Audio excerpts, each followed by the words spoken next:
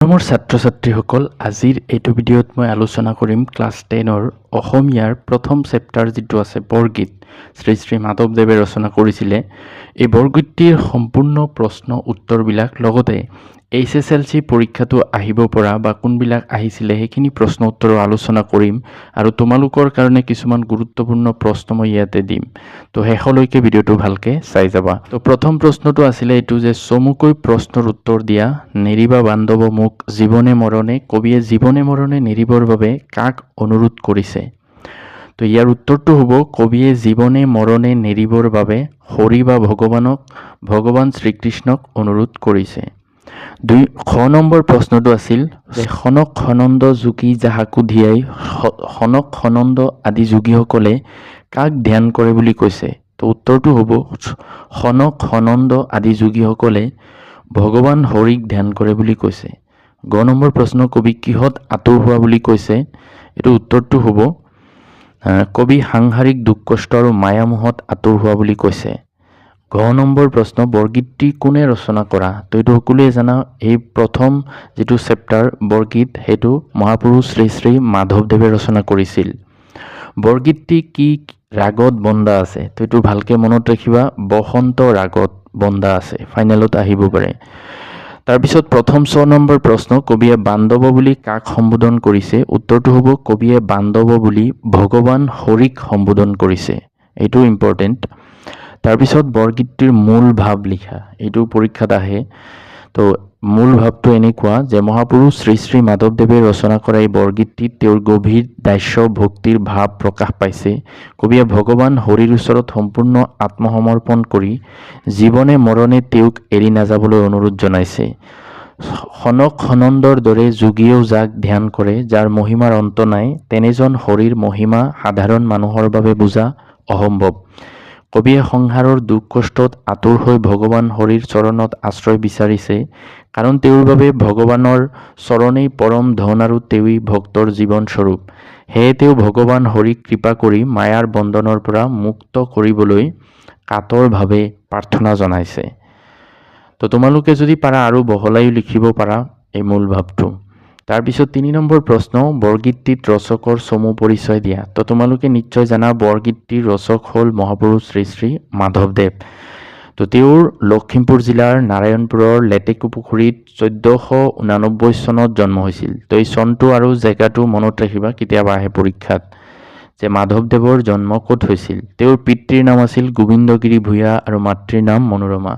মাধৱদেৱ শংকৰদেৱৰ প্ৰিয় শিষ্য আছিল আৰু নৱবৈষ্ণৱ ধৰ্ম প্ৰচাৰত গুৰুত্বপূৰ্ণ ভূমিকা পালন কৰিছিল।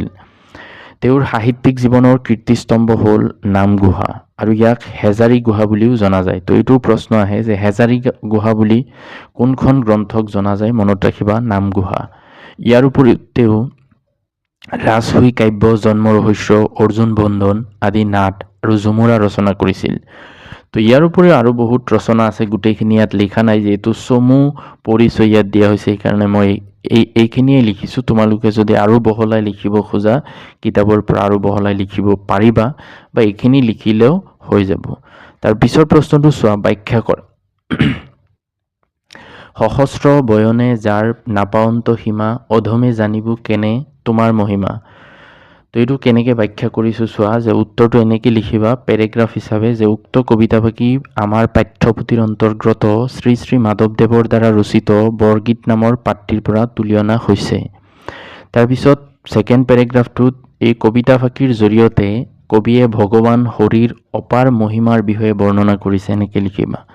থাৰ্ড পেৰেগ্ৰাফ লিখিবা এই সংসাৰৰ একমাত্ৰ ত্ৰাণকৰ্তা হৈছে ভগৱান হৰি, তেওঁৰ মহিমা অপাৰ, সহস্ৰ মুখ থকা নাগেও যাৰ মহিমা বৰ্ণনা কৰি শেষ কৰিব নোৱাৰে, তেনে এজন পৰমেশ্বৰৰ মহিমা এজন সাধাৰণ মানুহে কেনেকৈ বুজিব পাৰিব?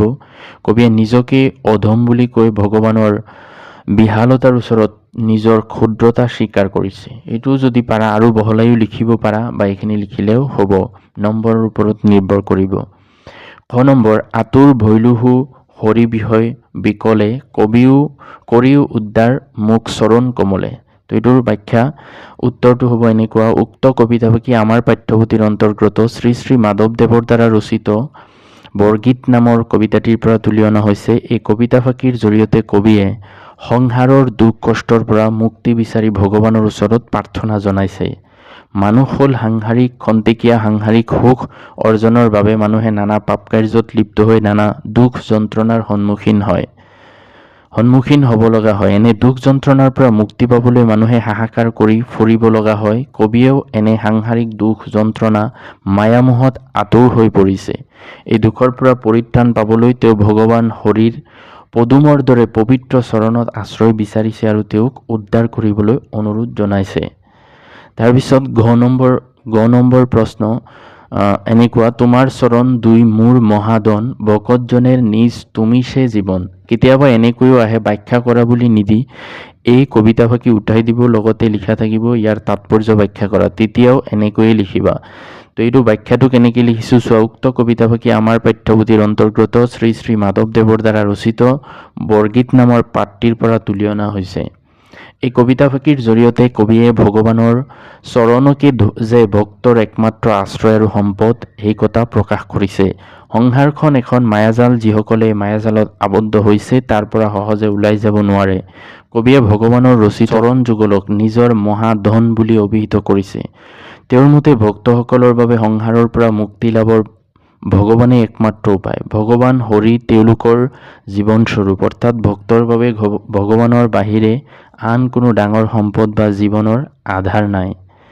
পিছৰ প্ৰশ্ন, সনক সনন্দ যোগী যাহাকো ধিয়াই, সকল নিগমে যাক বিচাৰি নাপায়। তাৎপৰ্য বিচাৰ কৰা। এইটো ইম্পৰ্টেণ্ট হয়, ফাইনেলত আহিব পাৰে। তো এই কবিতাফাঁকিৰ জৰিয়তে কবিয়ে ভগৱানৰ হৰিৰ মহিমা যে কিমান বিশাল আৰু গভীৰ সেই কথা প্ৰকাশ কৰিছে। সনক সনন্দৰ দৰে মহান যোগীসকলেও যাক সদায় ধ্যান কৰে আৰু বেদ উপনিষদৰ দৰে শাস্ত্ৰসমূহেও যাৰ মহিমাৰ অন্ত বিচাৰি নাপায়, তেৱেই হ'ল পৰমেশ্বৰ হৰি। ইয়াৰ দ্বাৰা ভগৱানৰ মহিমা যে সাধাৰণ মানুহৰ জ্ঞান আৰু কল্পনাৰ ঊৰ্ধ্বত, সেই তাৎপৰ্যকেই প্ৰকাশ কৰা হৈছে। পিছৰ প্ৰশ্নটো আছিলে এনেকুৱা, এইটো বহুত ইম্পৰ্টেণ্ট, ফাইনেলত আহি থাকে। বৰগীতৰ 4টা লক্ষণৰ বিষয়ে লিখা। তো বৰগীতৰ 4টা প্ৰধান লক্ষণ কিতাপত আছে, তেনেকৈ লিখিছোঁ। বৰগীতসমূহ শাস্ত্ৰীয় ৰাগ তালযুক্ত গীত। বৰগীতৰ ভাষা ব্ৰজাৱলী।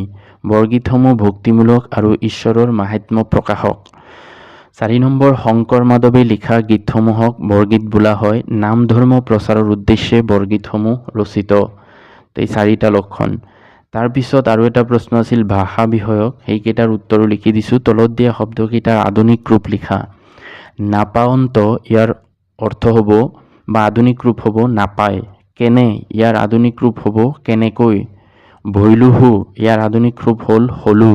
তুমিছে, তুমি এই। জনেৰ, জনৰ, লোকৰ, এনেকুৱা অৰ্থ বুজায়। কষয়, অৰ্থ হ'ব কয়। ব্ৰজাৱলী ভাষাৰ বৈশিষ্ট্যসমূহ উল্লেখ কৰা। তো ব্ৰজাৱলী ভাষাৰ বৈশিষ্ট্যসমূহ হ'ল এনেধৰণৰ, ই এক প্ৰকাৰৰ কৃত্ৰিম সাহিত্যিক ভাষা, কোনো ঠাইৰ কথিত ভাষা নহয়।